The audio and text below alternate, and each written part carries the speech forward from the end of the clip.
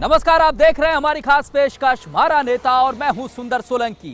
ETV का कारवा पहुंचा है प्रदेश की सियासत और सत्ता के केंद्र रहे रोहतक विधानसभा क्षेत्र में, जहां जनता दरबार लगा रहे हैं बीजेपी के विधायक मनीष ग्रोवर।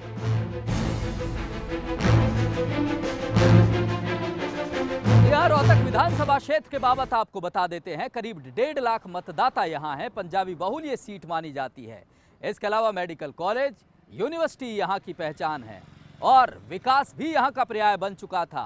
जब बीजेपी विपक्ष में थी तो हुड्डा सरकार पर यह आरोप लगाती थी कि सारा विकास रोहतक में हुआ है, लेकिन अब जब बीजेपी सत्ता में है और वे विपक्ष में है तो वो कहते हैं कि जो विकास की धारा उन्होंने बहाई थी उसे कामयाब रखने के लिए, उसे बनाए रखने में भी बीजेपी नाकाम है।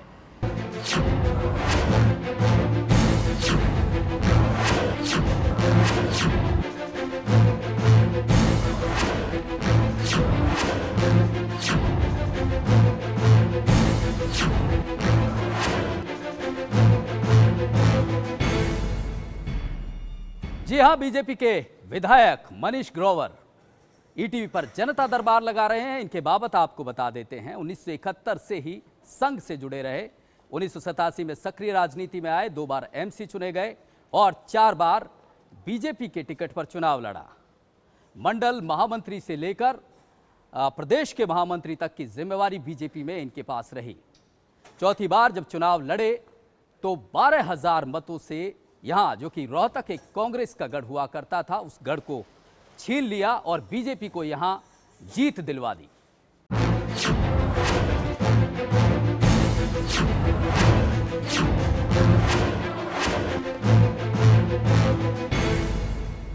जी हां, ईटीवी पर जनता दरबार लगा हुआ है और जनता दरबार लगा रहे हैं मनीष ग्रोवर, बीजेपी के विधायक हैं रोहतक से। सर, स्वागत है आपका। धन्यवाद। रोहतक सत्ता और सियासत का केंद्र है, प्रदेश की बात करें, लेकिन दरअसल जो स्थिति बनी है पिछले दिनों उसकी बात हम बाद में करेंगे, लेकिन ये चाहेंगे कि जिस तरह से ये राजनीतिक राजधानी है, वैसे क्यों नहीं प्रदेश की राजधानी बन सकता रोहतक? रोहतक को राजधानी होना चाहिए कि नहीं होना चाहिए? ये विवाद कांग्रेस के समय का बना हुआ है। जब देश आज़ाद हुआ, देश आज़ादी के बाद कई समस्याएं कांग्रेस ने पैदा की। जब प्रांत उस समय छोटे हुए, उस समय अगर उस समय की सरकारें योजना बनाती तो इस विषय पर चर्चा होती, परंतु आज ये विषय कैंसर हो चुका है, बेशक वो SYL का मुद्दा हो या राजधानी का मुद्दा। नहीं, आप सोचते नहीं, बीजेपी ये आज हमारी राजधानी अपनी खुद की राजधानी होनी चाहिए। हमारी राजधानी चंडीगढ़ है, उसी को हम चंडीगढ़ पंजाब की भी राजधानी है। हाई कोर्ट भी चंडीगढ़, आज चंडीगढ़ ही हाई कोर्ट में है। चंडीगढ़ भी के अंदर हाई कोर्ट है और राजधानी भी आज हरियाणा का पार्ट है। रोहतक को राजधानी होने की जरूरत नहीं है। रोहतक विकास के लिए आगे बढ़ रहा है, शांति प्रिय जिला हमारा आगे बढ़ रहा है। साथ शांति प्रिय कितना जिला रहा है तो सबने देखा, पूरी दुनिया ने देखा। अगर बात करें एक लंबे वक्त के बाद बीजेपी जिस तरह से आई, 25 बरस की बात करें रोहतक में, ऊपर सरकार को आपकी 2 बरस हो गए हैं, इसको भी 2 बरस पूरे होने वाले हैं। रोहतक को क्या दिया आप लोगों ने? 20 महीने के अंदर जो 15 साल का कांग्रेस का विधायक था जी, और 20 महीने की तुलना रोहतक की जनता से पूछ सकते हैं। जो मैंने 20 महीने के अंदर ऐसी योजनाएं दी हैं। नहीं, लोग तो कहते हैं कि आप और खट्टर सरकार वो खाली फीता काट देते हैं, तो हुड्डा साहब ने काम करवाए। 314 करोड़ की गोहाना पानीपत रेलवे लाइन, जो शहर को ट्रैफिक जाम लगता है जी, वो रेल मंत्री सेंट्रल से माननीय मुख्यमंत्री के आशीर्वाद से उसको मैंने यहाँ की रोहतक की जनता को एक योजना बनाई है। आने वाले समय के जल्द उसकी उद्घाटन होने वाला है। इसके साथ साथ जी, ये मेरा जहाँ आप बैठे हैं जी, इस स्थान पे बैठे हैं, जहाँ हमारा पुराना रोहतक है, जो अभी तक हरियाणा को बने आज 50 साल स्वर्ण जयंती पे जा रहे हैं, यहाँ पर कोई योजना नहीं बनाई गई थी। यहाँ पर ना कोई पार्किंग थी, ट्रैफिक की अवस्था हालत चिंताजनक थी। इसलिए डॉक्टर भीमराव अंबेडकर चौक से लेकर पुराने बस अड्डे तक एक एलिवेटेड और लेफ्ट हैंड वो कच्चा बेरी रोड से निकलता हुआ सुनारिया चौक, जहाँ पर बहुत बड़ा वैश्य इंजीनियरिंग कॉलेज है और सब्जी मंडी, अनाज मंडी है, वहाँ से लोगों को एक जाने की सुविधा मिलेगी और जो जाम से मुक्ति है वो एक रोहतक की जनता को मिलने वाली है। 2 बरस में ये 2 काम, यही माने हम? नहीं, अभी तो मैंने 2 आगे गिनाओगे तो 45 मिनट उसी में नहीं लगेंगे। गिनाइए रोहतक हांसी रेलवे लाइन जी। जो पिछली सरकार कह रही कि दावा हमने सेक्शन 6 भी हमने लगाया, 9 भी लगाया, उसका अवार्ड हो गया रोहतक से हांसी रेलवे लाइन। जो एक आप सवाल भी करेंगे कि क्राइम बढ़ रहा है, बिल्कुल सवाल करेंगे, मैं आपकी भावना पहले समझ रहा हूँ। नहीं, आपको पता है क्राइम बढ़ रहा मैं है? बताया आपकी भावना मैं समझ रहा हूँ, आप नहीं, बोलेंगे। भावना नहीं है, क्राइम बढ़ रहा है तो हम चलो मैं उसी विषय को, जी। ये क्राइम घटनाएं हर सरकार में होती हैं, इतनी नहीं होती है जितनी अब हो रही है। वो तो मैं आपको अगर क्राइम रेट दे दूंगा तो आप तुलना कर लेना किसकी सरकार में कितना क्राइम रेट था, कितनी सरकार में कितना था। नहीं, आप ही की सरकार में नहीं, जो मैं उसका 50 साल से भाईचारा था, ये आप ही की सरकार नहीं में नहीं खराब हुआ है। आप विषय को भटकाए मत, मैं जिस विषय पे जा रहा हूँ, जी। क्राइम रेट का होता है कि लूट खसूट, हत्याएं, लोगों की जबरदस्ती जमीन खाली कराना, ये विषय है। नशा, चेन स्नेचिंग, ये जी इसलिए हमने योजना बनाई है, मैं उसका समाधान बता रहा हूँ। जी। सीसीटीवी कैमरा मेरा मंजूर हो चुका है, 87 कैमरे लगने वाले हैं, उसका टेंडर आने वाला है। 2,56,00,000 का वो टेंडर है, जो अभी इससे पहले किसी ने सोचा नहीं था। एक क्राइम को रोकने के लिए एक बहुत बड़ा इस शहर को मिलने वाला है। चलिए, सीसीटीवी लगाने की आपकी योजना है, ये योजना इसका टेंडर होने वाला है। हाँ हाँ, तो क्राइम से ये बच जाएंगे। क्राइम के अंदर डरेगा जो क्राइम करने वाला। पूरे इस इलाके के रोहतक नगर निगम चारों तरफ व्यापारियों के सहयोग से बीच में, जिसका यहाँ का नगर निगम उसका टेंडर करेगा और उसका सीधा डायरेक्ट एसपी महोदय के दफ्तर के अंदर उसका। जी ग्रोवर साहब, एक और बात बताइए, जिस तरह की योजना है, आप जब आप लोग विपक्ष में हुआ करते थे तो कहते थे कि रोहतक में ही विकास हुआ है, मतलब आपको क्या लगता है रोहतक में और कुछ करने के लिए क्या है? रोहतक में बहुत कुछ है, मैंने कहा ना, जहाँ मेरा रोहतक पुराना है, यहाँ अभी भुवानी स्टैंड के अंदर यहाँ शोरी मार्केट एशिया से सबसे बड़ी मार्केट है। किला रोड मेरा करोल बाग है, यहाँ पर पार्किंग की बहुत बड़ी दिक्कत है, पार्किंग की दिक्कत। पिछली सरकार ने जो यहाँ पर थाना होता था, जो आज के दिन भी कहते हैं प्रॉपर्टी मंदी, हालांकि मेरी प्रॉपर्टी का कोई काम नहीं है, आज के दिन भी वो 125, 30, 40 करोड़ की प्रॉपर्टी होगी। पिछली सरकार ने उसको 32 करोड़ 32 लाख में बेच दिया। और जब मैं आया, आते ही वो पहला जो मैंने समाज को वादा किया था, यहाँ पार्किंग दूंगा, जिस सरकार ने बेचा था, अपने आते ही मैंने उनकी जो 3 करोड़ रुपया था सिक्योरिटी उनकी वापस कराई है और पार्किंग की 5 मंजिला सुविधा दे। नहीं, इसलिए हमने ये सवाल किया क्योंकि आप लोग जब विपक्ष में थे तो बार बार यही कहते थे कि रोहतक का विकास हुआ है। आपको तो बड़ी दिक्कत होती होगी क्योंकि रोहतक का तो विकास पहले ही हो चुका है। आप जब काम सरकार से कहते होंगे कि रोहतक के लिए होना चाहिए, रोहतक में तो पहले ही काम हो गया। नहीं, आप लोग भी कहते थे, आप लोग ही कहते थे। नहीं, कैमरा लेकर आए हैं। अगर विधानसभा में भी मैं विषय को उठाता हूं कि मेरा पूरा प्रदेश मुझे रोहतक को गाली देता है कि सारा विकास रोहतक, सारा विकास रोहतक, सारा विकास रोहतक। वही बात हम कह रहे हैं। मैं कह रहा हूं ना, मैं विधानसभा में कोई प्रोसीडिंग भी आपको देखी होगी, अगर आपका कैमरा एक बार लेकर चले जाए, हरियाणा बिजली बोर्ड का दफ्तर बना है, मंजिला बना है, उसकी 4-5 साल के अंदर लीकेज हो चुकी है, छतें गिर चुकी हैं। ये स्थिति OPD पंडित भगवदयाल मेडिकल, उसकी जाके हालत देखें, सब वहाँ पानी लीकेज हो चुका है। अब तो आपकी सरकार बना तो उसी समय है ना जी, आप विकास की बात करें ना, मैं आ रहा हूँ उसी लाइन पे। आप ITI या इंस्टीट्यूट है राजीव गांधी से, उसकी हालत आप देखें तो चारों तरफ उसकी बिल्डिंगें ध्वस्त हो चुकी है बिल्कुल। वहाँ पर आज के दिन 56 करोड़ रुपए का प्रोजेक्ट है, किस तरह उन्होंने ठगा है, अपने मित्रों को सुविधा दिलाई। सवाल इस बात का है, PWD का अभी बन रहा है, बिल्डिंगें हुई हैं, होनी चाहिए, पर बिल्डिंग होने के लिए वहाँ पर व्यक्ति भी चाहिए, वहाँ काम करने वाला बाबू भी चाहिए, वहाँ मरीज को देखने वाला डॉक्टर भी चाहिए। वो सुविधा नहीं थी, खाली रेत लगाए गए, सीमेंट कम लगाए गए, जिसकी दिक्कत होनी चाहिए पिछली सरकारों में। इसलिए हमें गाली पड़ी, भाई बिल्डिंगें खड़ी होगी, परंतु वहाँ ना बाबू है, ना डॉक्टर देखने वाला, ना नर्स है, उसका क्या हो, उस विकास की गति। इसलिए मुझे प्रदेश रोहतक गाली दे रहा है। चलिए, दरअसल जब हम यहाँ आपके शहर में, आपकी विधानसभा में आए थे तो हमने सोचा था कि विकास पे ही बात करेंगे, लेकिन लोगों से बातचीत की तो भाईचारा जो बरसों से चला आ रहा था उस पर कई सवाल नज़र आ रहे हैं। मतलब भाईचारे में एक दरार आई है। आपकी तरफ से क्या कुछ प्रयास हो रहे हैं उस दरार को भरने के, भाईचारे की जो जिस तरह से पहले था वैसे उसे वापस उसी पटरी पे लाने के? भारतीय जनता पार्टी का मैं कार्यकर्ता हूँ जी।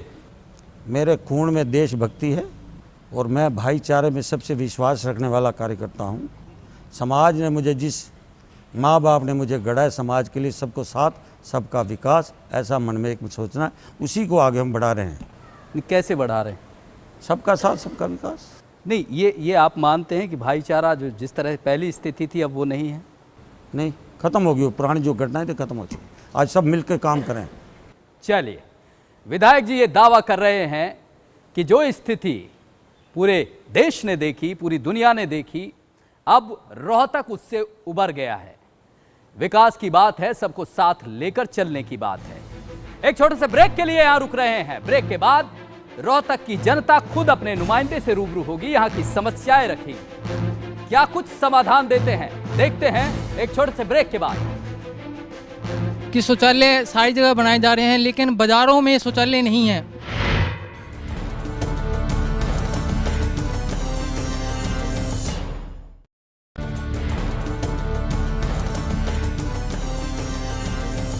ब्रेक के बाद स्वागत है आपका। ईटीवी पर जनता दरबार लगा हुआ है और जनता दरबार लगा रहे हैं रोहतक से बीजेपी के विधायक मनीष ग्रोवर। उनकी जनता उनसे रूबरू है, क्या कुछ समस्या है जान लेते हैं। जी रखिए अपनी बात।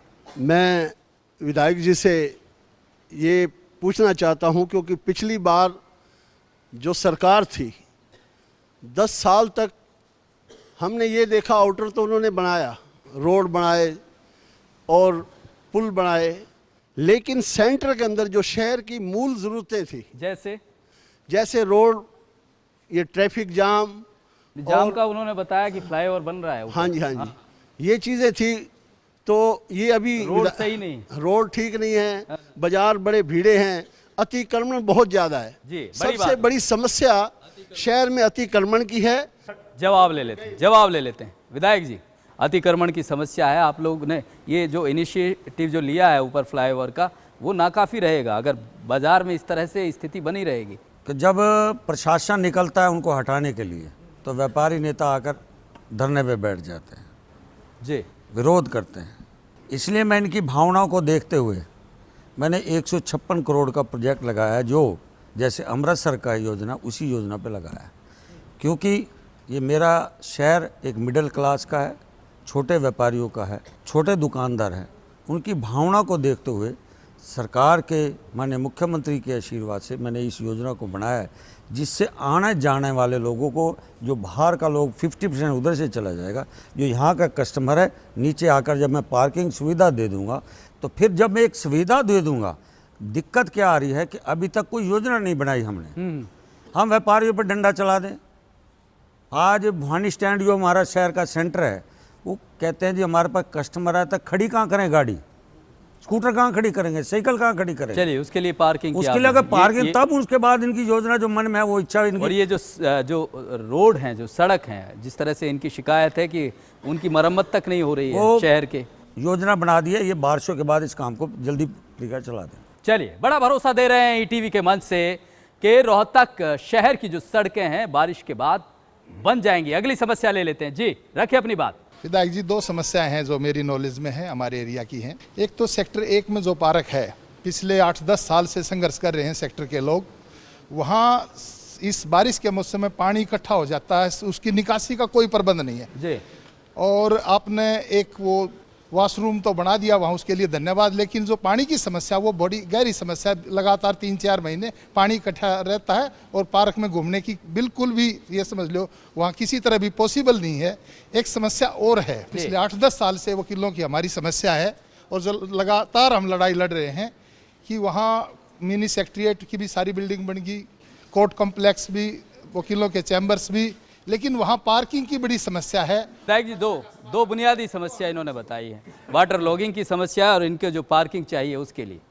ये मैंने हुड्डा के अधिकारियों को इनसे पहले ही आदेश दे दिया है और जहाँ जहाँ पार्कों की ऐसी दिक्कतें हैं उसका एस्टीमेट बनाकर उसको इम्प्लीमेंट जल्दी किया जाए आने वाले समय के अंदर।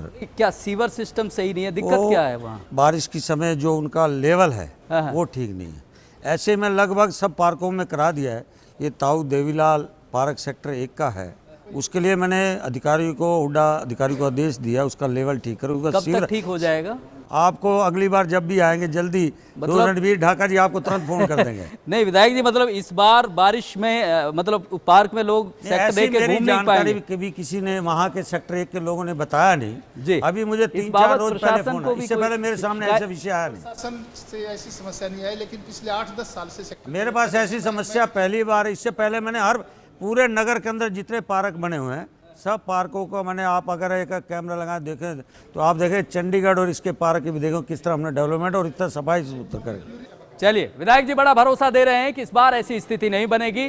पार्क में जो वाटर लॉगिंग की समस्या है उसे लेकर वे गंभीर हैं, अधिकारियों को निर्देश दिए जाएंगे। अगली समस्या ले लेते हैं जी, रखिए अपनी बात। विधायक जी से मेरा एक प्रश्न है जी, 6 घंटे लाइट जाती है, कट लगता है सुबह 8 से 11 और 4 से शाम 7 बजे तक, 6 घंटे बिजली नहीं आती। विधायक जी क्या है समस्या? समस्याएं जो रियल स्टेटों की हैं, पिछले 10 साल के अंदर पिछली सरकार ने जनता को काफ़ी सबज बाग दिखाए, सुविधाएं नहीं दी। सुविधाएं नहीं दी। तो इनका समाधान क्या है इनकी समस्या? जो रियल स्टेटों की जो मालिक हैं वो पहले अपनी गारंटी नहीं दे रहे, उन पे हमने दबाव बनाया। ये लोग तो बिल भरते होंगे ना? इनका कोई कसूर नहीं है। हाँ वही तो है ना, इनका मैंने कसूर कहा नहीं है, ना फिर जी, सजा क्यों? कि जो मालिक हैं उनकी तरफ से दिक्कत है, सरकार की तरफ से कोई दिक्कत नहीं है। वो तो गारंटी देंगे नहीं, ये लोग परेशान होते रहेंगे। देंगे। अगली समस्या ले लेते हैं जी। विधायक जी से यह कहना चाहूँगा कि शौचालय सारी जगह बनाए जा रहे हैं लेकिन बाज़ारों में शौचालय नहीं है, वहाँ कोई भी व्यवस्था नहीं है शौचालय के लिए। मैं विधायक जी से एक निवेदन करना चाहूँगा कि वहाँ पर चलता फिरता शौचालय की व्यवस्था हर एक बाज़ारों में की जाए, जिससे आम पब्लिक को परेशानी ना हो और दुकानदारों को परेशानी ना हो। बड़ी बात कही है इन्होंने, अक्सर महिलाओं को बड़ी दिक्कत हो जाती है विधायक जी। हर बाज़ार के अंदर हमारी बहनें जो गांव से पूरे प्रदेश से बाज़ारों में आती हैं, वहाँ उनके लिए शौचालय के लिए दिक्कत है। इसको बात को मैं स्वीकार करने में मुझे कोई दिक्कत नहीं। पहले से बनी हुई है लेकिन 2 साल से हल नहीं हुई है।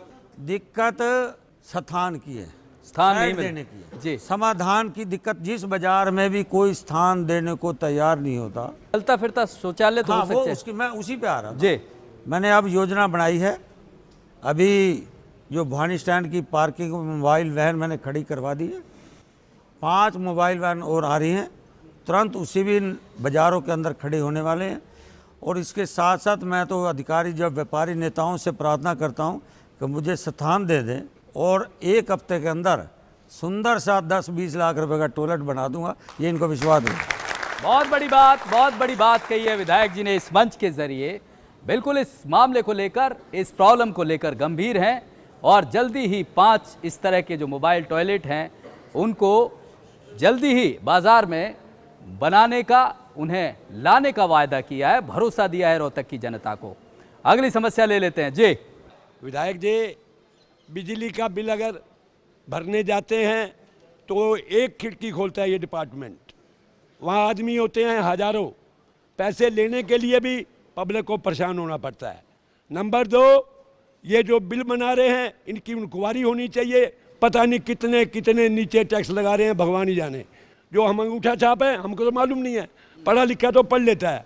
मेरी यह हाथ जोड़ के प्रार्थना है इस बात को जो है नोट किया जाए। चलिए जवाब ले लेते हैं। विधायक जी 2 समस्याएं इन्होंने उठाई हैं, बिल भरने के लिए लंबी लाइन और बिल में गड़बड़ी होती है, क्या कहेंगे? नहीं, ये समस्या जो उन्होंने कहा है बिजली विभाग द्वारा लोगों में इसमें थोड़ी दिक्कतें आ रही हैं, ये बात मेरे आई है। मैंने बिजली विभाग के अधिकारियों की मीटिंग बुलाकर इसकी समस्या का जल्द हल करेंगे। और जो बिल गलत आ रहे हैं जी, ये बिजली विभाग की लापरवाही है, उसके लिए मैंने जांच के आदेश दिए हैं और इसके लिए जो जिम्मेवार अधिकारी उसके खिलाफ कार्रवाई। विधायक जी ने बड़ा भरोसा दिया है कि बिजली विभाग में अगर कोई लापरवाही बरत रहा है, ज्यादा बिल बना रहा है तो उसके खिलाफ कार्रवाई होगी। अगली समस्या ले लेते हैं जी, रखिए अपनी बात। माननीय विधायक जी नमस्कार। एक सार्वजनिक एक समस्या सभी के लिए है कि ये कोर्ट के सामने, लघु सचिवालय के सामने जो पार्किंग दी हुई है, तो इसके बारे में पिछली सरकार के बारे में भी मैंने उनसे आग्रह किया था कि वहाँ पर जो पार्किंग करते हैं वो प्राइवेट कर रखी है, प्राइवेट। तो उसमें दिक्कत ये है कि अगर हम कहीं मान लो कोई काम अपने लघु शौचालय में जाते हैं तो पहले पार्किंग के लिए 10 रुपये हमारे को पे करने पड़ते हैं वाहन खड़े करने के लिए, जबकि लघु शौचालय के अंदर जो जगह है वो पार्किंग के लिए फ्री है। पर बाहर जो है वहाँ पर बार एसोसिएशन का उस पर कब्जा है, और मेरा आग्रह ये है कि वहाँ की जो पार्किंग है, ताकि कोई भी व्यक्ति अपने विशेष अपने काम से आए तो वो पार्किंग निःशुल्क होनी चाहिए। विधायक जी, क्या मामला है? ये पुराने हमारी सरकार बनने से पहले कुछ ऐसे स्थानों पर पार्किंग नाम से ठेके दिए हुए हैं। हम आने वाले समय के अंदर पार्किंग निःशुल्क करने वाले हैं, जिससे लोगों को 5 मिनट 10 मिनट आने के लिए ना देने मतलब पड़े। इस तरह की स्थिति कह रहे हैं कि 10-15 मिनट के लिए कोई चार्ज नहीं होगा, ये आप पूरे शहर में ये व्यवस्था करेंगे? जी। बड़ी बात कह रहे हैं विधायक जी, बड़ा भरोसा दे रहे हैं रोहतक की जनता को कि निःशुल्क पार्किंग होगी। अगर 10-15 मिनट के लिए लोगों को पे करना होता है वो स्थिति नहीं बनेगी। अगली समस्या ले लेते हैं। जी, रखिए अपनी बात। हाँ जी, मेरी बात ये है कि अवैध कॉलोनियों में तो टाउन प्लानिंग वाले जाके कब्जा को हटा देते हैं, बिल्डिंग गिरा देते हैं, लेकिन सेक्टर और कॉलोनियों में जहाँ बीड़ी बीड़ी गाड़ हैं लोग अवैध कब्जा कर लेते हैं, चौतरा आगे काट ले हैं और आगे वो बुर्ज आगे काट ले हैं, आना जाना दुष्कार हो जाता है, लेकिन कोई भी आदमी यहाँ टाउन प्लानिंग वाला नहीं आता। अवैध कॉलोनियों के साथ भेदभाव क्यों? और दूसरी बात, ये पीजी बोलते हैं आजकल, कॉलोनियों में खास तौर पे है, 4-4, 5-5, 6-6 मंजिल के पीजी और फ्लैट्स बना लेते हैं साहब। पैसे वाले ने तो फ्लैट बना लिया, कमा लिया, लेकिन उसके चारों तरफ के लोग जो 10-20 घर हैं उनके घर टूट जाते हैं, तरेड़ आ जाती हैं, दब जाते हैं घर। उन बेचारे लोगों का क्या कसूर है? विधायक जी, पहले तो यही समस्या है कि जो अवैध कॉलोनियाँ हैं उनके साथ भेदभाव होता है। दूसरा, इनका कहना है कि बगैर कोई सूचना के, बगैर कोई नियम कानून कायदे के लोग पीजी बना रहे हैं। जो गरीब लोग हैं या जो middle class, lower middle class हैं, उनके मकानों को दिक्कत होती है। मतलब नियम कानून कायदे कुछ फॉलो नहीं हो रहे हैं रोहतक में, ये कहना है इनका। अवैध कॉलोनियाँ पिछली सरकार के आशीर्वाद से बनी। जब से हमारी सरकार आई है हमने कोई भी अवैध कॉलोनी की परमिशन नहीं दी है। हमने तो इसलिए कॉलोनियों को सरल बना दिया है, 5 एकड़ तक के लाइसेंस दे दिए हैं, जिससे कोई अवैध कॉलोनी ना बना सके। लाइसेंस दे के, परमिशन लेके, फीस जमा करा कर अपनी कॉलोनी बनाए। दूसरा, उन्होंने कहा पीजी वाला ऐसे कोई चल रहे हैं, जैसा मेरे भाई ने कहा है, अगर उनकी कोई शिकायत आएगी तो उनके खिलाफ कार्रवाई होगी। बड़ा भरोसा दिया है कि इस तरह से बगैर कानून के, बगैर नियमों की अनदेखी करके कोई इस तरह की अगर गतिविधि करता है तो उसके खिलाफ कार्रवाई होगी। अगली समस्या ले लेते हैं। जी, रखिए अपनी बात। मैं माननीय विधायक जी से प्रार्थना करता हूं कि गांधी कैंप के अंदर वार्ड नंबर 1 और 2 में वहाँ सीवर बहुत पुराना है, छोटा है, वहाँ पानी रुक जाता है, गलियों में पानी भर जाता है। तो मेरी प्रार्थना है कि सीवर को दोबारा जो है बड़ा चौड़ा सीवर लगवाया जाए।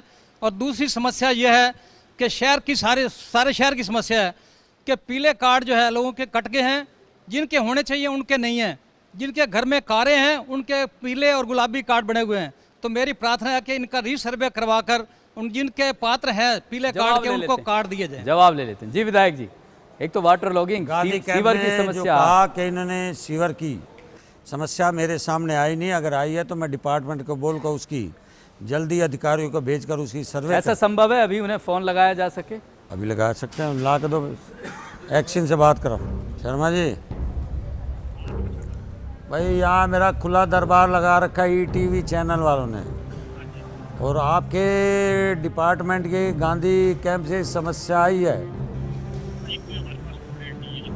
अच्छा, आपके पास कोई कंप्लेंट नहीं है तो मैं ईटीवी चैनल के माध्यम से सुभाष बल्ला जी गांधी कैंप से वो आपके पास कंप्लेंट देंगे। उस कंप्लेंट को समझकर उसको तुरंत उसका एक्शन लेना। ठीक है जी, ठीक। ओके। एक्शन साहब को फोन लगाया, विधायक जी ने गंभीरता से लिया। गांधी कैंप की सीवरेज की जो समस्या थी, बाकायदा कल तक ये समस्या का समाधान हो जाएगा, ये बड़ा भरोसा है। पीले कार्ड की और समस्या इन्होंने उठाई थी, ये बीपीएल कार्ड लोगों का बनाया गया है। बीपीएल कार्ड की समस्या पूरे देश में है, प्रदेश में है। अभी कुछ लोग वंचित हैं, बीपीएल कार्ड के ऊपर हम आपके माध्यम से विश्वास दिलाते हैं जिनको मिलना चाहिए। हम दोबारा इसकी योजना बना रहे हैं और डायरेक्ट बीपीएल की जरूरत ना पड़े, गरीब आदमी को डायरेक्ट उनके खाते में जाए, ऐसी योजना है। चलिए, बड़ा भरोसा दिया है बीपीएल कार्ड को लेकर। जिस तरह से नाजायज बनते रहे, अब स्थिति ऐसी नहीं होगी। आपने ईटीवी पर जनता दरबार लगाया सर, बहुत बहुत शुक्रिया, धन्यवाद। फिलहाल इस खास पेशकश में इतना ही। अगले हफ्ते फिर मुलाकात होगी आपके नुमाइंदे के साथ, आपकी समस्याओं के साथ और समाधान से उनकी मुलाकात करवाएंगे। तब तक के लिए नमस्कार।